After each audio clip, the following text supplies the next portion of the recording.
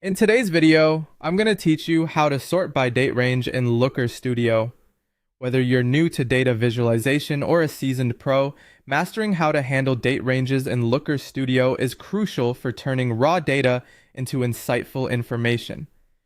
First, let's get started by heading over to Looker Studio. Sorting your data by date in this tool involves managing both the date range for the entire report and ensuring that your individual data visualizations reflect that range. Start by opening a report in Looker Studio, and let's dive into controlling the date range. To make your data interactive with date controls, you can add a date range control.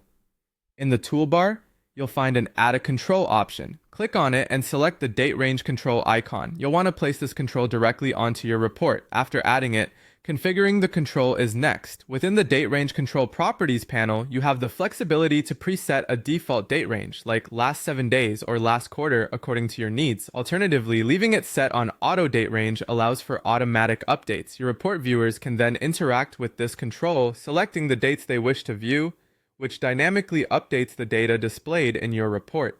Furthermore, you can set a date range for your entire report using the report level date range filter.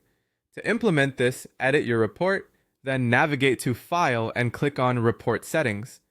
In the Properties panel found under the Setup tab, locate the default date range filter section.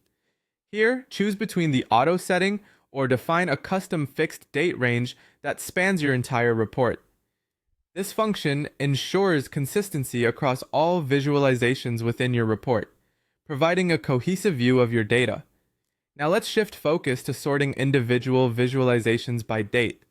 With your date range now applied, it's important that your charts and tables display information in chronological order. Start this process by selecting the specific chart or table you're interested in. Then, over on the right side in the Setup panel, find the Sort section. Within this section, you need to change the sort dimension from the default metric, such as sessions, to your chosen date field like date, day, or month. Once you've chosen the date field, you can set the sort order to either ascending to present data from the earliest to the most recent, or descending to show the information from the most recent back to the earliest.